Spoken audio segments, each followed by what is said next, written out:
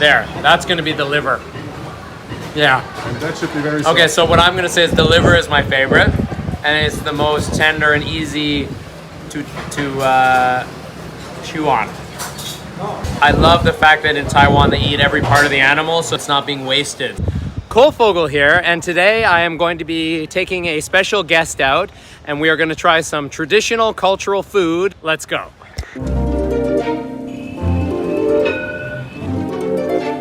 After a 3-year delay, my new friend Lawrence finally came back to Taiwan for a visit. He was very excited to try some local street foods and tell me about his Taiwan experiences. I do this with my friends all the time. We call this meta photography.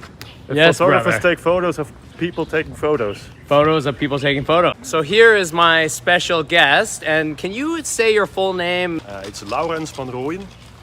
Okay, and then in English, Lawrence. Lawrence. Yeah. And we've been communicating for quite some time via texting, Yeah. but this is the first time we've met up, but I feel like I know you already. There was just this chance that I happened to stay 3 days in Kaohsiung, and it was like, who is in Kaohsiung as well? Well, And you're who like- else but Cole? Cole Fogle. Right. Did you discover my channel while where? Where were you? In Switzerland or? In Switzerland, during the pandemic, I got to watch a lot of vloggers from Taiwan just to get rid of my homesickness for Taiwan because I couldn't get here for 3 years. So this is your first time back in Taiwan in 3 years? Since October 2019. I left in October 2019 thinking like, see you back in March. And then bloody COVID came and everything changed. Bloody hell. Well, here we are back to some kind of, I don't want to say normal, because what does that mean anymore? We just have these strange little things here. These masks. Yes. That's what it is. But I think that's coming to an end soon as well. Well, actually, in Switzerland, it all ended like April 1st. They just ended all measures on April 1st, and that pretty much was the pandemic done in Switzerland for the mindset of people. And do they encourage people to exercise and eat healthy and things like that? Not really. I spent more time outdoors during the pandemic than before. Likewise, I was doing hiking and cycling and all kinds of stuff. I moved my home office out to the riverside and stuff like that in Switzerland. Oh, cool. Because I was like, my apartment is too small. I can't stay in here all day. I get claustrophobic, so let's just get out. Ah, okay. Yeah. Have you been to Pier 2 before? I have been here before a couple of times. This is my favorite part of Kaohsiung. Okay, are you familiar with this bridge right here? This bridge is new. I just walked it today for the first time ever. And you know that it rotates. I know. And in Holland we have a lot of bridges like this.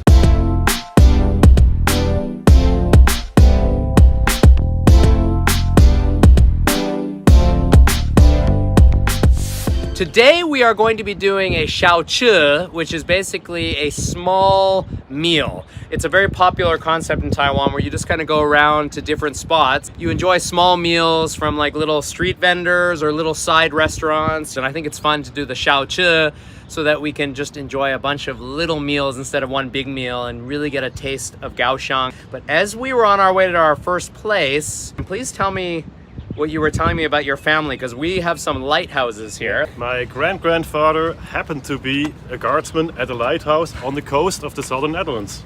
That is cool. That is part of our family history, and that's why we always had photos of lighthouses in our house, in the parents' house. So when I saw all these light towers here, I was like, holy shit, this is nice. A nice coincidence. Sadly, my father died in February of 2018, and we took some of the ashes of his to Holland and we spread it at that very light tower. It was a red and white striped one, and there is a red and white striped one coming our way shortly. Every time you see this kind of a lighthouse, you can have a memory of your dad, right? Yes. Hey, ni hao. All right, we have made it to our first spot, Dachang Bao Jiao Tang. Well, that's a big mouthful to swallow of words. It's a sausage and a sticky rice. Have you had this before? Not really, because the Taiwanese sausages tend to be sweet in the flavoring, and I prefer them to be salty. Okay, so I want you to be honest, no matter how you feel. I like this myself, but we'll find out how you feel about it. We'll see. Okay.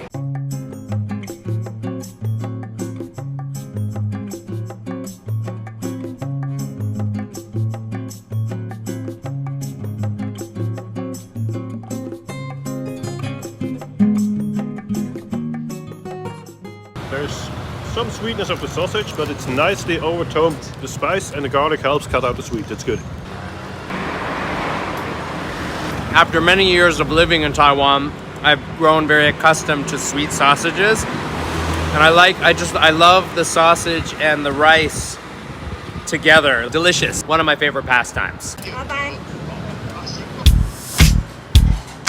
Our next stop, Wonton Heaven.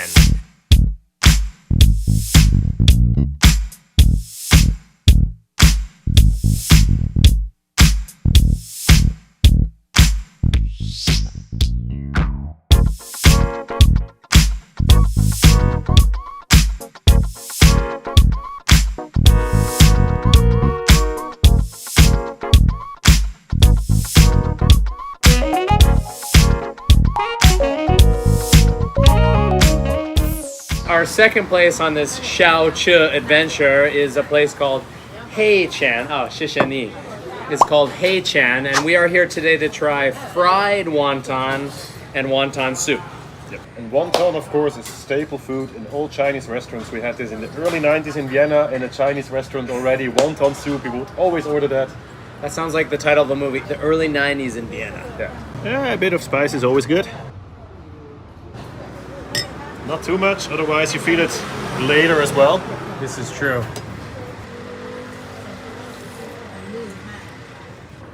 It's good. Get a Not shot. a really one bite wonton. It's good. Let's go for the authentic one. Ooh, it's got a nice crunch to it. The mixture of crunchy on the outside and soft and flavory on the inside is nice. Yeah, that looks nice. Oh yeah, and you're right. These are giant wontons. Look at this. This is nuts. Not a one bite. It is a one bite. Okay. For people with a big mouth, it's a one bite. I've been told a few times that I have a big mouth. I'm actually gonna have a second one. That was so good. Dip it. Deep fried wonton.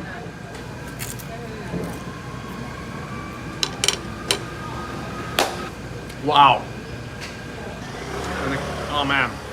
The deep fried wonton is so good. How cheap the food is here, actually. Right, and Xiaoche, like going around and having small bites of food around the city, is the cheapest way, and you're getting a little bit of flavor from a lot of places. Yeah. What brought you to Taiwan, and what year was that when you first came to Taiwan? First time in Taiwan was Yeah. in December 2008 on invitation of the Foreign Trade Commission of Taiwan, TAITRA. And we were like 6 journalists being shuttled from one factory to the other for 3 days. Have you always been a cycling journalist? I've always been a cyclist, and I Okay. got into journalism like 2000-ish. I already worked as a journalist for a local newspaper, but Oh. that was just general nonsense and not about cycling. I've been here at least 25 times, maybe 30 times, and we had a very funny first experience with the Taiwanese culture known as KTV. Yes. An English photographer, a young Australian lad, and me, 3 younger guys, went for a walk through Taichung. We didn't know the city, and there was one KTV with crazy lighting, and a weaselly guy in a suit with a ponytail came running to us. He gave us his business card and he told us, "You want drugs, you want gambling, you want come to KTV." Wow. And it was so funny, like the pimps and the drug dealers have business cards in Taiwan. Holy shit. It's like, I'll set you up. What do you need? What are you looking for?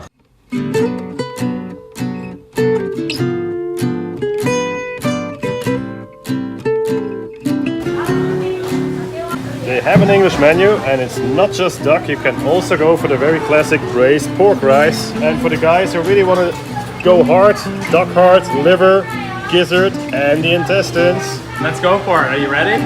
Not really.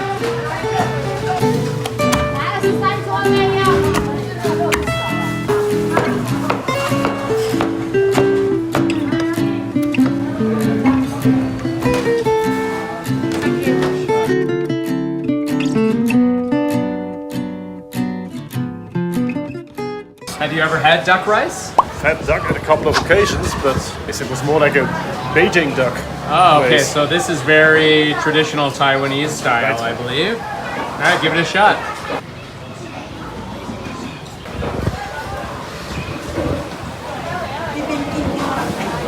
Tastes like chicken? No, tastes better than chicken.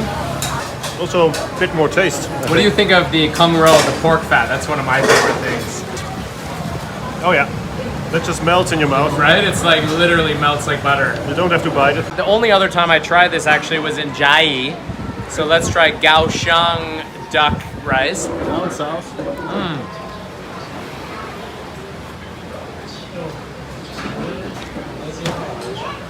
Oh, lovely.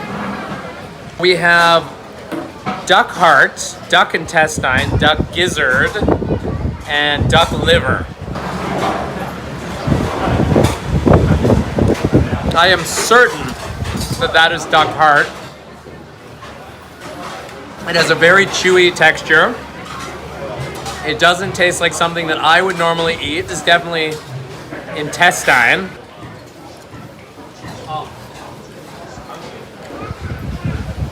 It's very chewy, almost like bubble gum. Terrible description to compare it to. All right, and then I believe this is going to be the liver right here. Or is that the heart? This is the hardest one of all of them. Let's try, there, that's gonna be the liver. Yeah. And that should be very soft. Okay, so what I'm gonna say is the liver is my favorite, and it's the most tender and easy to chew on. I love the fact that in Taiwan they eat every part of the animal, so it's not being wasted. You give the liver a try. So on a scale from It's, -10 to -1, I think the liver is the least bad and the most common. strange, the most common you could eat. And I've Yeah. had goose liver in French restaurants think and in you're gonna Spanish like this. restaurants too. So Yeah. yeah, the liver's okay. It's palatable, right? And there's some nice flavors on it. They have spiced it well. It's good. Hey, 老板，谢谢你，谢谢你，拜拜，拜拜。Wow, this is Hen Mung.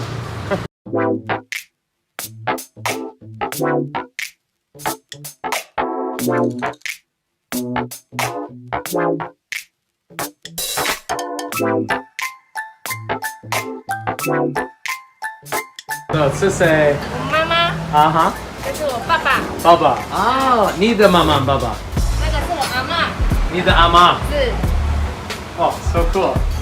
谢谢. So family business. So I'm at the Po Po Bean. This is our final stop. I thought we should have something sweet and delicious for Lawrence to try.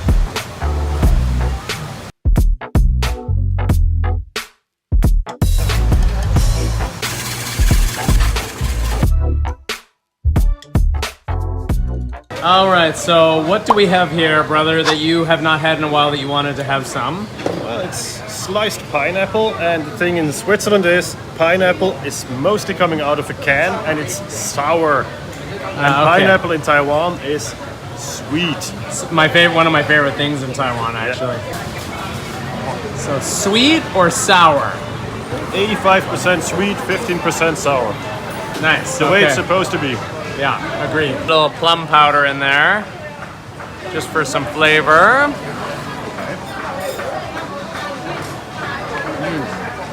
And now we have this 8 different variety of chua bean. I mean, look at this. This is beautiful looking.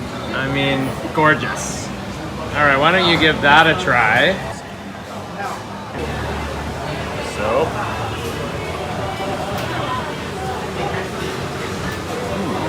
Does it bring back memories? Like, is that something you would have had when you first came here? but yeah, it brings back memories. Very sweet, and there is some chewy parts in it as well. I guess mochi-like. Yeah, mochi-like. Yeah, Yep. exactly. Yeah, we got some brown sugar in there. This is one of my favorite pastimes, usually in the summer, but we've been walking around, warming our bodies up from walking, so.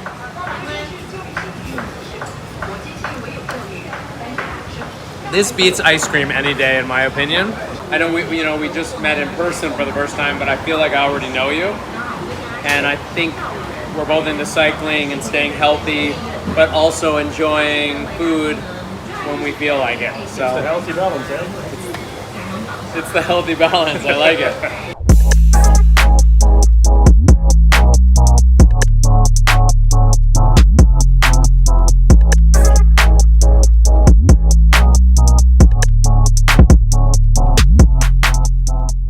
thing that my work is done and your work is just starting with the editing and the regular job. And to be a part-time YouTuber and a part-time teacher, to working hard and playing hard. Yeah. Your friend said something to you about you being some kind of a Taiwan ambassador. Can you explain that to me? Well, there's some business journalists in the bicycle industry who are kind of pro-producing in Europe. There is some pro-producing in China, and I'm very much pro-producing in Taiwan. And because of that, the Trade Commission of Taiwan invited me as a keynote speaker to London. Cool. That was in February 2019, just to talk about the importance of Taiwan for the global bicycle industry. And just how important is Taiwan to the global bike industry?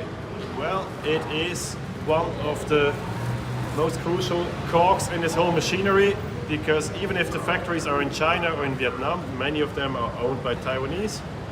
And if it's about the upper price levels, about the most innovative bikes, it's mostly Taiwan involved. So, Taiwan! All right. Well, with that said, I hope you have a wonderful morning, afternoon, or evening, wherever you are, and I will see you in the next one.